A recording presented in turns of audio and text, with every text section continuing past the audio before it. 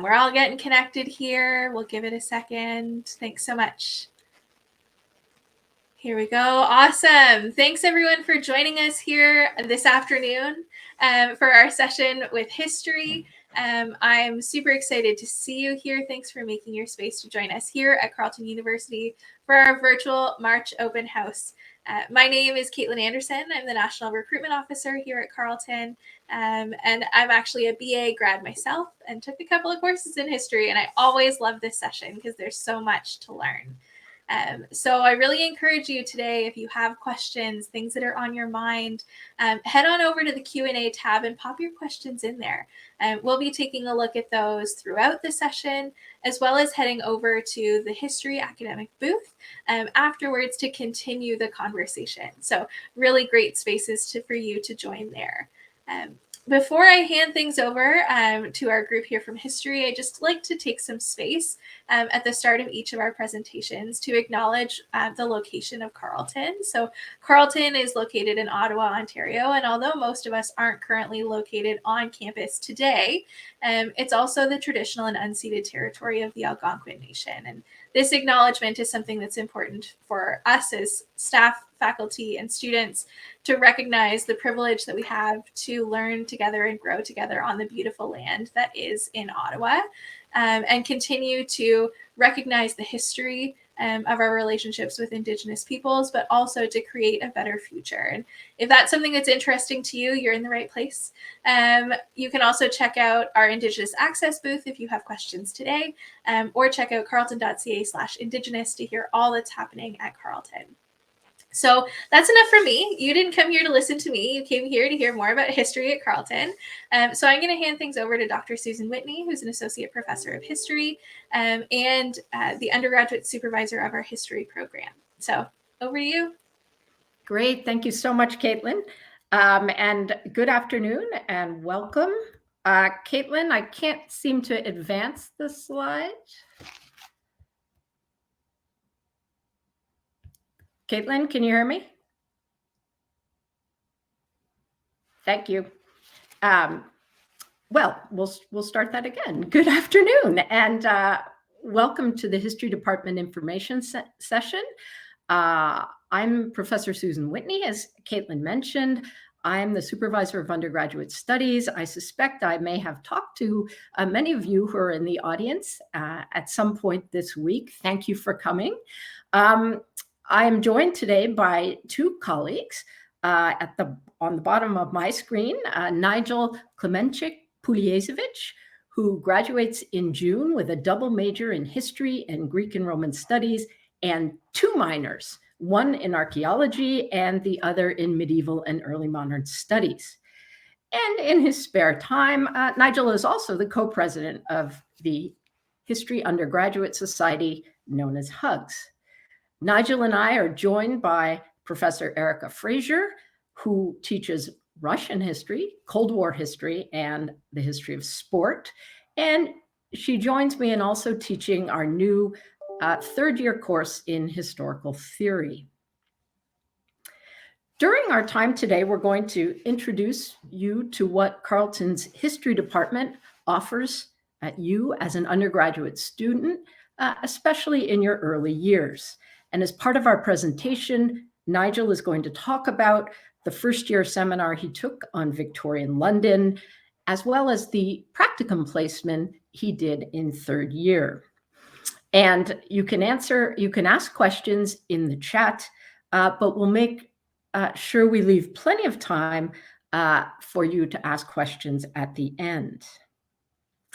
Now, I'm going to start today with a question that some of you might be thinking about, and that is, what can I do with a Carleton history degree? And the answer is that you can do many things with a Carleton history degree. History is a highly adaptable field of study that prepares students for a range of jobs, as well as for further study in graduate and professional school. Next slide, please. This slide shows you the main careers that history majors in the United States went into according to a large recent study. I'll admit that this is not the most eye-catching visual, but it has an important point, and that is that most professions are shown on the slide. I wanted to pause on the top three.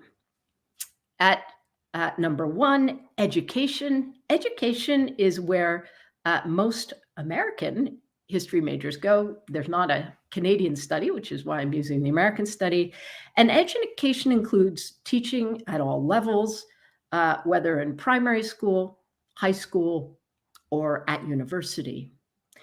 It also includes library and information studies, which is a growing field and one that more and more of our graduates are going into and getting jobs in. Now, the second largest area where history majors go into is in management positions, as you can see, in business, science, or the arts. The third group is in legal positions, and lots of history majors go on to become lawyers, and some become judges at all levels. Many history majors also go into some branch of government, and some Carleton students get their start by working for the federal government while they are doing their BA degrees as part of the federal student employment program. Fourth and fifth position are sales and administration, which you might not think of for history majors. And the point here is what a broad range of fields history majors go into. History majors also work in museums, and I suspect that would slot under the management position. Interestingly, the head of the world-renowned Boston Museum of Fine Arts, Matthew Teitelbaum, has a BA in history from Carleton. Can I have the next slide, please? Here he is, pictured at the Art Gallery of Ontario in Toronto, which he used to run before he was offered this prestigious position in Boston. History majors also go into jobs that might seem less obvious, including in the military and in intelligence and security studies. May I have the next slide, please?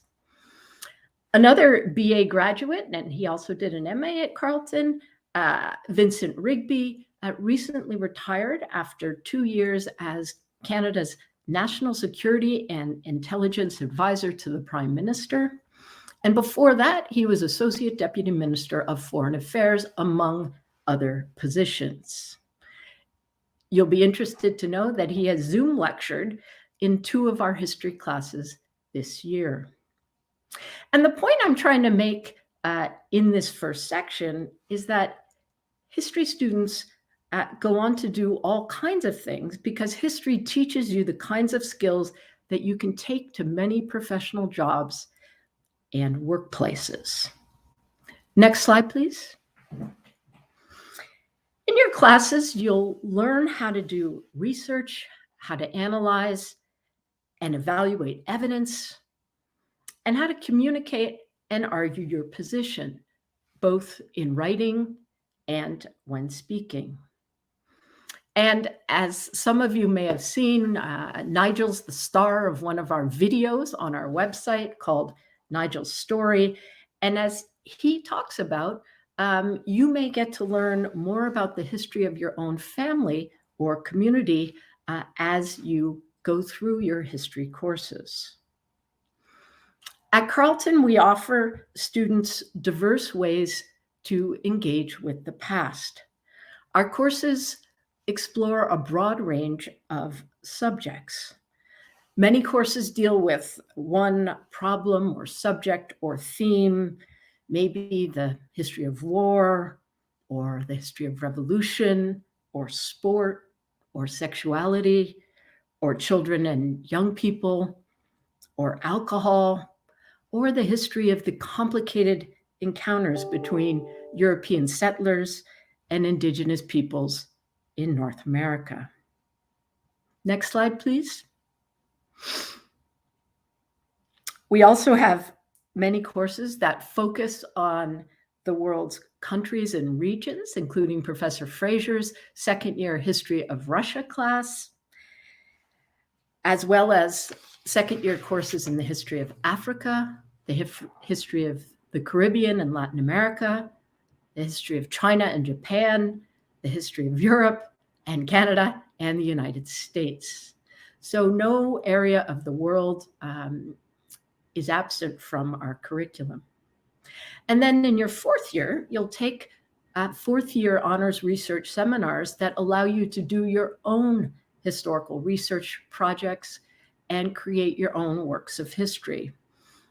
One of my fourth-year seminars, which is, I got my intriguing poster up, the history of Paris in the Jazz Age. Although next year I'm going to be teaching a fourth-year seminar called Being Young in 20th Century Europe. Next slide, please. Our courses ask students to do a range of assignments.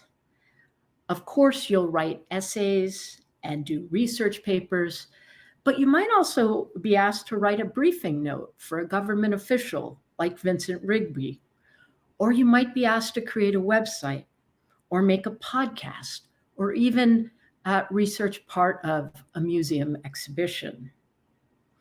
Or you might be asked to design your own history-themed video game. Students in the second year introductory class in public history recently worked on a fantastic research project. The class was divided into teams, and the students researched the history of Ottawa and its downtown, and then they presented their findings to the National Capital Commission, which oversees heritage and monuments in Ottawa. Next slide. And their work was used to turn the utility boxes on Confederation Boulevard into works of public history, and this is one of them. And for those of you who aren't from Ottawa, but have been following the sad events in Ottawa recently, this was where the trucker convoy was, the protest. All right, new slide, please.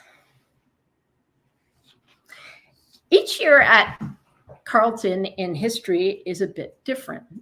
And in your first year, you're introduced to how to study history at university.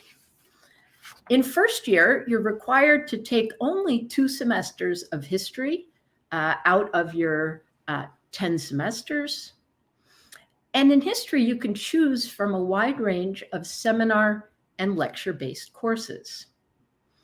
We recommend that those of you who want to major in history take a first-year seminar in your first year.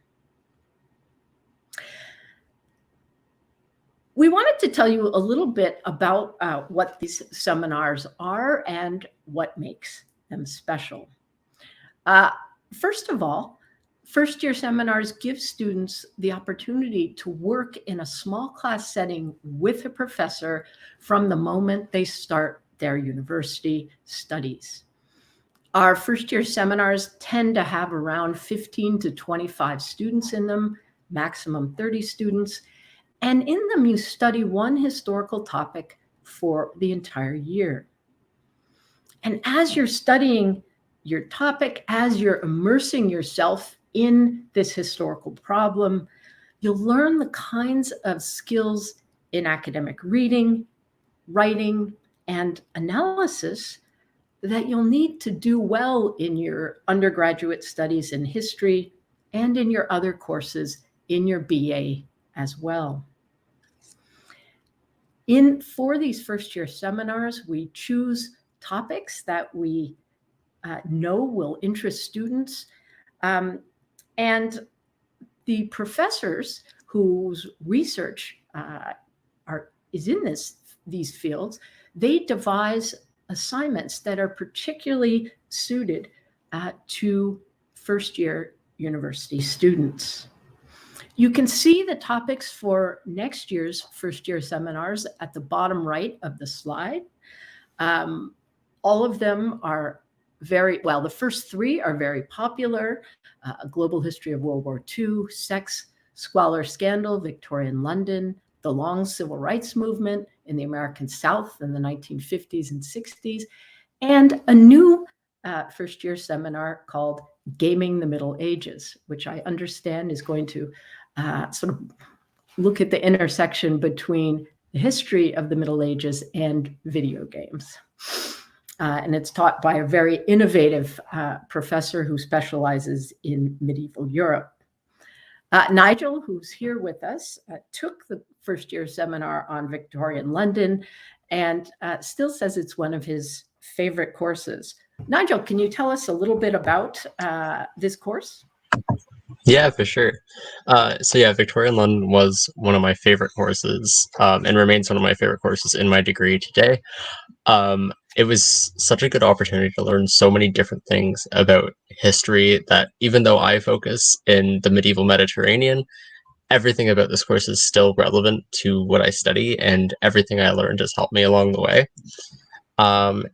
All the different first-year seminars, which as you can see cover a range of different subjects, give you an opportunity to develop your skills around research and to learn more about a very niche area of history.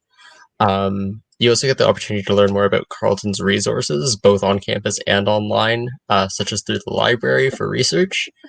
And it gives you the opportunity to work with primary sources like old newspapers and a variety of secondary sources, and different ways that history can be studied, like through museums or historical fiction, and even movies. And as Professor Whitney was saying, it's also a very small classroom, so it's a great opportunity to work closely with a professor to develop your research interests and make sure you're doing well as a student. And it's a great chance to meet other first-year history students who will remain your friends for your whole degree. Thanks so much, Nigel. You can see, I think, from Nigel's testimony why we really encourage students to take these first-year seminars. And in fact, Professor Fraser and I are teaching the third-year theory class. She taught it in the fall, and I'm teaching it this year. And in the last class, this Victorian London seminar came up, and I could see how many students had taken it and how excited they still were about the course by the way they reacted. So it really does have these courses have a lasting impact on people who took them. All right, so after first year then, as you continue your studies in history, you'll take more history courses each year, and you'll have more opportunities to do independent research projects and create history and historical works in different settings, both on campus and off campus. For instance, in second and third year, besides the courses in national histories that I've talked about and thematic histories, we have courses in digital history and digital archaeology, courses in public history, history at the movies, the history of young people, the history of sexuality. So there are a real range of courses.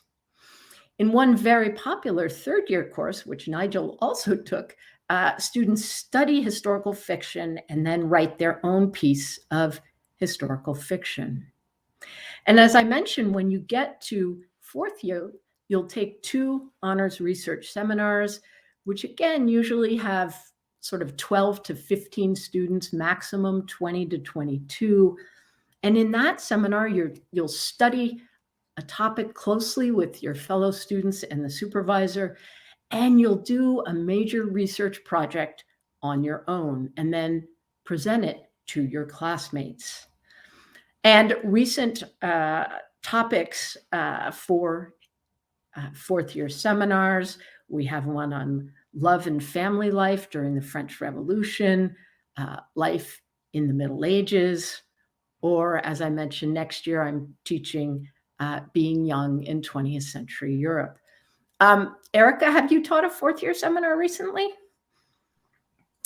I have, yes. I was just answering a comment in the chat, but no, I've taught. I did my favorite seminar is Everyday Life in the Soviet Union, which gets into all sorts of food and clothing and religious practice and interactions between ordinary people and their governments, which is we're seeing played out right now, certainly in Russia and Ukraine and post-Soviet states and in all sorts of places in the world. It's a really, fourth-year seminars are a really great opportunity for students to take their advanced skills and really do their own research and put these ideas into practice.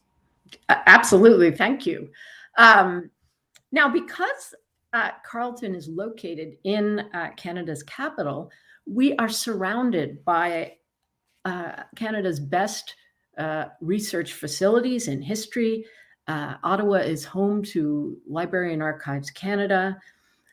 It's also home to the Canadian War Museum, which has a wonderful research center. Could I have the next slide, please? Which this is pictured on this slide. Ottawa is also home to many national museums, including besides the Canadian War Museum, the Canadian Museum of History. And the fact that students are able to use the resources of these archives and museums and government offices is a big advantage for Carleton history students. I've put up the slide of the Military Research Center. This is the reading room in the Canadian War Museum. It's a wonderful place to work. And outside those windows, they've kind of created a landscape that's supposed to approximate the battlefields of the sort of rolling hills of northern France and Belgium.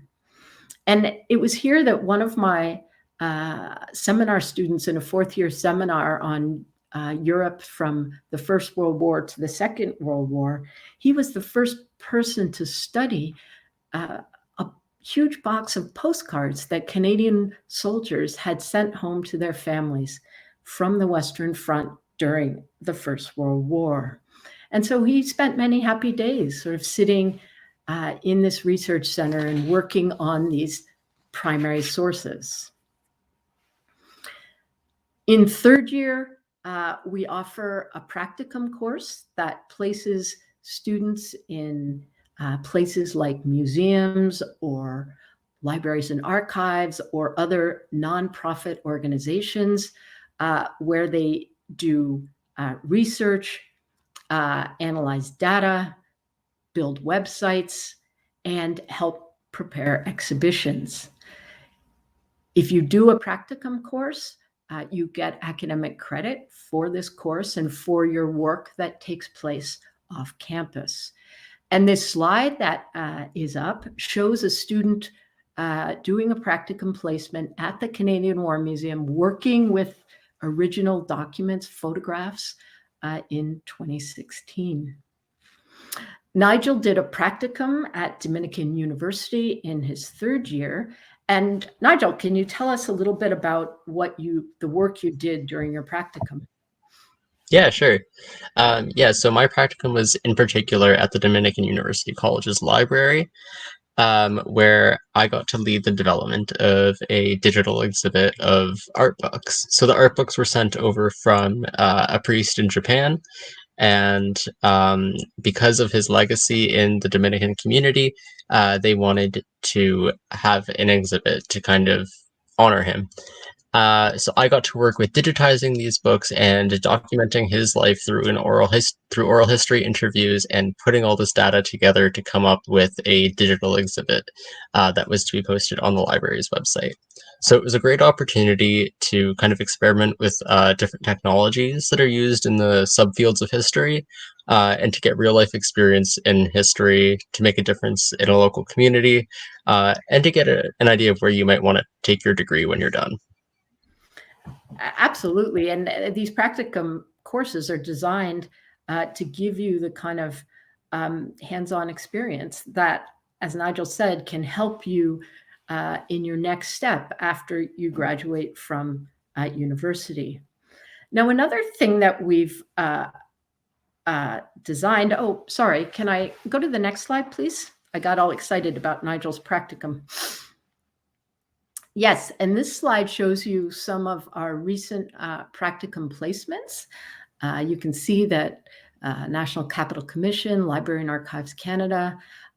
So again, the range of work and placement opportunities that we tap into for our students at Carleton. All right, next slide, please. Yes, well, because of our location in Ottawa and because of the strength of our graduate program in public history, we've started a new undergraduate concentration in public history that allows students to focus and concentrate their studies on how history is presented in our everyday lives and how it's connected to the present. Courses in public history study a range of things. They study, digital history. They study representations of history in the movies. They think about how history is part of novels and video games and plays and even walking tours. And the student who is pictured on the right of this slide, Rayanne Au, who is last year won a summer research internship award that paid her $7,500 in the summer to do research for a project she designed on how Indigenous history was portrayed into Disney films. And these summer research internships are offered to top students in the Faculty of Arts and Social Sciences every year, and they're a great opportunity for our students. We also offer a co-op option. I think the next slide would, yes, which allows students to get paid work experience while they're doing their undergraduate degree. And so the difference between a practicum and a co-op is that practicum course you get academic credit, whereas if you sign up for co-op, then you do 3 paid work terms during your degree. Most of these placements, as you can see, are in a museum or a government agency. And again, you see the advantage of Carleton's location in Canada's capital, which is home to the federal government and so many wonderful national museums. And from this slide, you can see where some of our recent co-op students were placed. We have a growing number of students who are doing the co-op stream, and students who do it talk about how valuable it is for them to get paid work experience in a professional workplace as they're doing their undergraduate degree. I remember one former student, one graduate, told me how it was doing a co-op placement at Library and Archives Canada that really made all his studies make sense for him. Next slide, please. Whoops. No, can we go back to the last slide? Sorry. A co-op student who worked this summer for Indigenous Relations and Northern Affairs Canada reported how incredibly valuable it was for her to be able to participate in negotiations around land claims, especially at a time when graves from residential schools were being discovered and dealt with. Students also talk about the importance of being able to make connections with a range of professionals in government agencies. And this helps, obviously, in the search for a good job after graduation. Next slide, please. Of course, we work hard to help all of our students make connections with people in the workplace. As we mentioned, we offer the Practicum course. We also offer an annual career night that brings Carleton students together with Carleton graduates to hear about their jobs and the journeys that they took to get to those jobs. Carleton's history department is small enough to have a real community feel, but it's large enough to allow you to explore your interests in a range of courses. We have 30 full-time faculty members who teach an amazing range of courses and carry out and oversee all kinds of innovative and sometimes pioneering research projects. Can I have the next slide, please?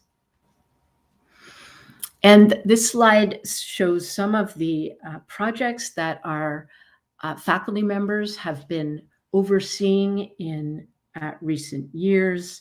And you can see that although the print is not terrific, but we have, archaeology, we have far-right discourse and hate in real time.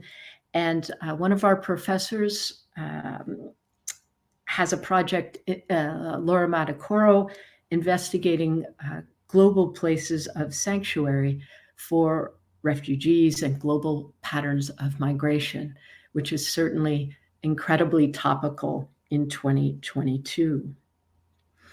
Carleton professors are deeply committed to teaching their undergraduates, and many of our students make lifelong connections with their professors. Many of the classes that you would take as a history student are small in size, and so you get to know your fellow students, but also you get to develop a relationship with your professors. And you also get the opportunity to do hands-on history. Next slide, please. At Carleton, you will be part of a large, diverse, and welcoming undergraduate community. We have a first-year Connections Mentor Program, which connects first-year students to upper-year students who mentor them. And when you're registering, watch out for that sign up, because people who have done that see that as a very valuable program when they first start out. Next slide, please. In the history department, you'll also be able to participate in our vibrant student undergraduate society, the History Undergraduate Student Society, HUGS. And as I mentioned, Nigel is one of the co-presidents of HUGS. And I have to say that in the last 2 years, HUGS has overseen 2 really first-class studies of student experiences during the pandemic. And they have been incredibly helpful to professors as we try to understand the impact of the pandemic on the students in our classes. So we're very grateful to the work that Nigel and his team have done on those surveys. Next slide, please. And finally, there are people in the history department whose job it is to help you, regardless of what your question or problem might be. And the people helping you are, first of all, the undergraduate administrator, who's Tanya Schwartz, who is finishing up her own BA, so she knows what it's like to be a student. And also the undergraduate supervisor, who is me at this moment. And let me just say that Tanya and Nigel, all of our students are such fans of Tanya that they helped nominate her for one of the university's biggest awards last year, and she won it. She was one of 5 people out of over 400 nominations to win. So she is unbelievably helpful to students. And so both Tanya and I can help you by giving you advice on your course selection, help you read and understand your academic audit, which is a little more complicated than maybe it could be. We can help you think about your career options, including what you need to do to apply to graduate school. We can talk to you about studying abroad on Carleton exchange programs. And we can tell you about the best ways to take advantage of the different programs that exist on campus. But certainly other students, and especially HUGS, can help you do that as well. Okay, can I have the last slide, please? All right, so in case you have any questions down the line, so much nowadays is available on our website. Another thing that HUGS did this year was a terrific guide to citation, which is up there. All the in-depth descriptions of courses, including for first-year courses, are on the website under Undergraduate and Courses. That's the Facebook page. And you can also follow us on Twitter, or email us, or call us. So did you, Erica and Nigel, did you get some questions while I was talking? Yes, we have 2 excellent questions already that I've been sort of half listening to Professor Whitney, but also typing my answers. So okay. Those of you who are still here, if you haven't seen in the Q&A section, we have a few questions already. Feel free to type more. We'll start. Thank you, Professor Whitney, for that presentation, by the way, and we can turn to more Q&A now. Feel free to type into the Q&A part just to sort of recap and see if Professor Whitney has more to put in. Antonia asked a great question about how much of the program focuses on historical comprehension of the present. And Nigel and I were like, oh, all of it. You know, right now I'm teaching history of Russia, which is also history of Ukraine. We have courses on British history that are not going to completely explain Brexit to you, but certainly that is in the professor's mind and all of the students, you know, histories of colonization and its aftermath around the world, including in Canada and North America, like just about everything we talk about. I'm teaching sports in the Cold War, I was just saying in the chat right now, which history of boycotts at the Olympics, history of athlete activism, history of taking a knee, so to speak. It's all, everything in the present has that history in sports. So just about everything we do is about real world, real present day, drawing that longer history to the present. So I don't know if the 2 of you had more you wanted to chime in about that. Well, I'll just, and I saw Carolyn had a question, but I will say as well that just underscore the connections between the past and the present, and that we're constantly making them. And in the historical theory class, that the lecture I'm going to be writing for Tuesday is about young people, children and youth in war and in 20th and 21st century Europe. So nothing could be more topical. Now, Carolyn asked this question. Okay, so Professor Fraser's answer. So the question is, how far back will these studies go? Now, I know some of you are interested in ancient history, like Nigel. So you can take courses in Greek and Roman studies.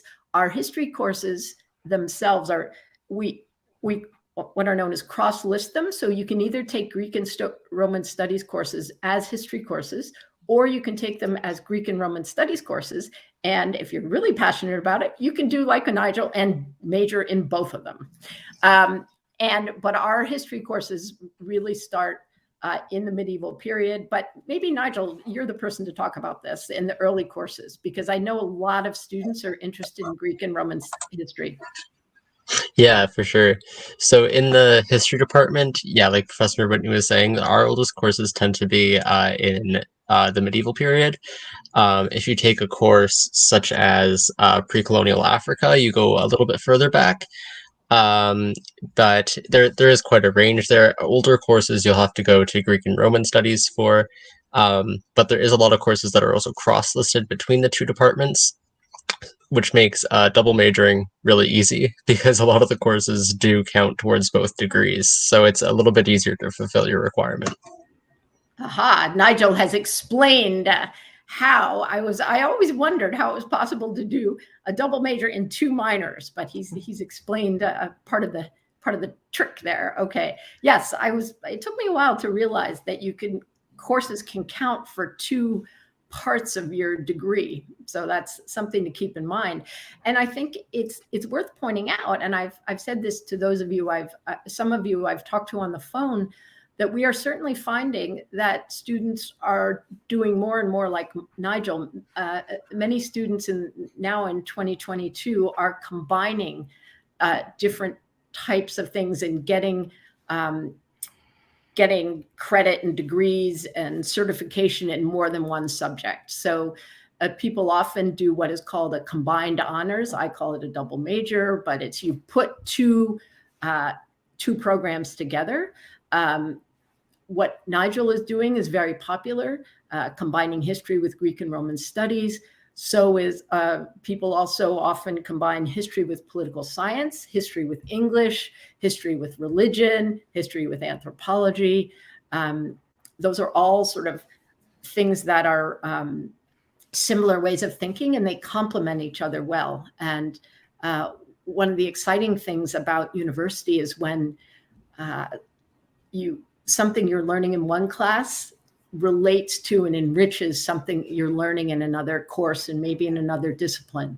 So and one of the things I've been telling students when I've been talking to people this week is when you're registering for first year, think about the fact that first year courses will allow you to take second year courses in something else. So they give you what is called prerequisite for many subjects. So you might want to be strategic. What might I want to combine history with? So did you have a plan, Nigel, when you kind of thought out your first year?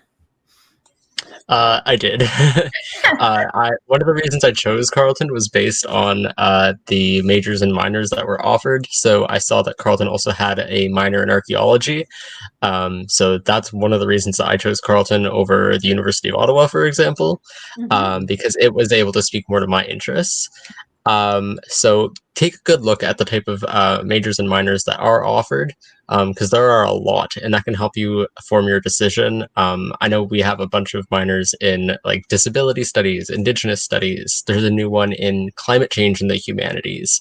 So there's all sorts of really interesting things that can kind of like help complement your studies and really form like a niche interest that you can do innovative work in yourself. That's a great idea. Frankly, I wouldn't have thought of that. So thank you for that tip. I'll remember that, Nigel. Now, you also told me something in class that I was excited about. Can you tell us a little bit about your archaeological trip this summer? Yeah, sure.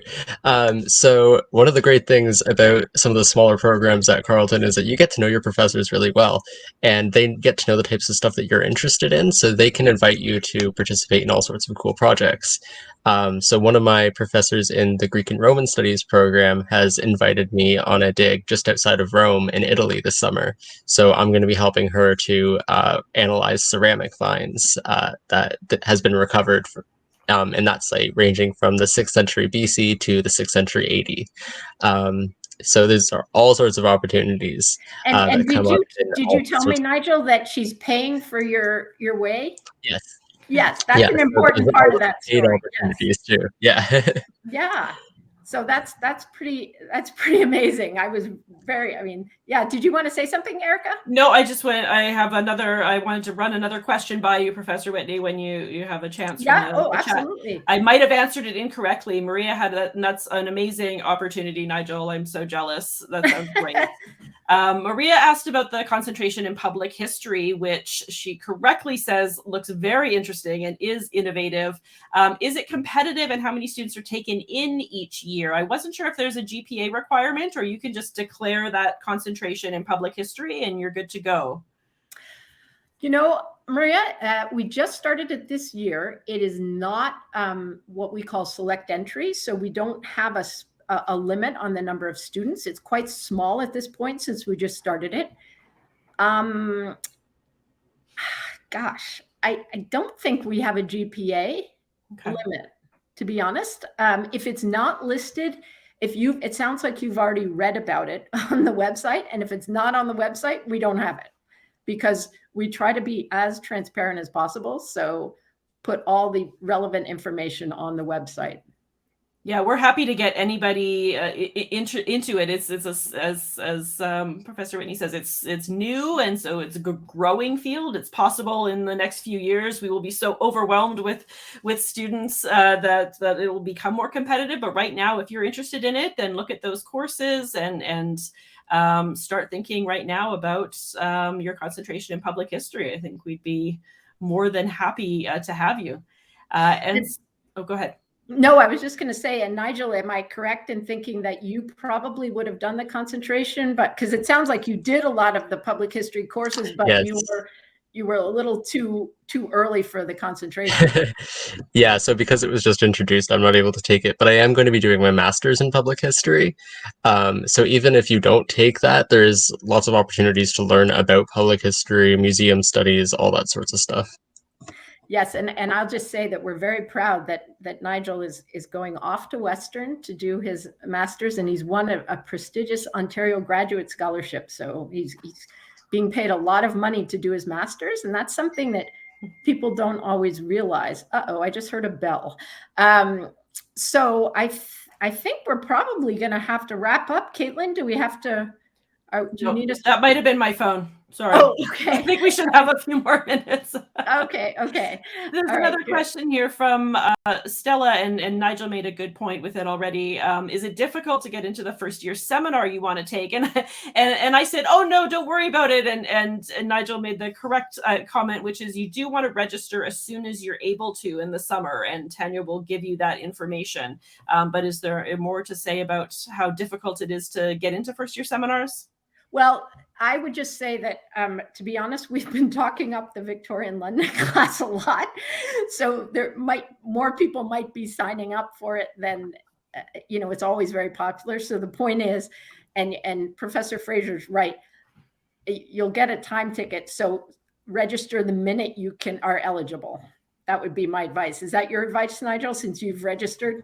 Definitely. Yes, yeah. I would always register like the minute that I'm able to, or else it does kind of, courses fill up fast, especially those smaller courses. So plan out your timetable ahead of time and then jump on those courses as soon as you're able to register. And if you have any questions, remember, Tanya Schwartz is a super helper. And remember, not only is she super helpful, but she has been a student herself. So she, unlike me, I've never registered for classes at Carleton. I just teach them, but she has registered. So she knows the ins and outs, and she can help you if you have any problems. And, it can be complicated to sort of strategize and game your first year registration. It's a very different system. So please reach out. She is the most helpful person in the world. Yes. All right. So Caitlin, should we wrap it up here? Oh, we have one more question. We have one more question. Yeah. Brett asked, when are courses chosen and how? That's a great question. Oh, when are they chosen? I can take that one, Dr. Whitney. Okay. So registration for new incoming students for the fall will occur in early June. But you'll get information from us in May on how to register, what kind of courses you're trying to pick, as well as registration preview sessions that will help you understand the system on how to register, so that when your time ticket opens, like Nigel has said, you can register right away. So you will choose your courses, and the course list for the fall and winter will be available in late May, and register in early June, just as you're wrapping up your high school year. Terrific. Yes, sorry. I thought that, yeah, I didn't even understand the question correctly. So thank you, Caitlin. Excellent. So would you like us to wrap up, Caitlin? I know you're on a tight schedule. I think this has been really great. I want to thank each of you for spending your morning, early afternoon. I have no idea what time it is anymore with us. And for all of you that have attended this presentation, for asking your questions and being present. If you do have more questions, you can head over to the history booth. So when you leave here, look for the booths tab along the top, and then look for academics. And under there, you'll be able to find history, and you can continue this conversation. Ask your questions, make sure that you have the answers. And even if they seem like silly questions, there are no silly questions. This is the perfect time to ask them. So thanks so much for joining us today. I hope you've learned something. And if you have any questions, again, take a quick picture of the screen there so you've got all the contact info for history. And Caitlin, did you say that this session was being recorded? I mean, not that they would watch it again. Yeah. Yeah, it is being recorded. For those of you that are here today, if you missed part of it, you want to watch it again, just head to the schedule tab. You'll be able to replay it today. If you want to watch it at a later date, it'll be posted on the admissions website in a couple of weeks. So stay tuned. Perfect. Thank you so much, Caitlin. We really appreciate it. Nigel, can you stay on a sec? Yep.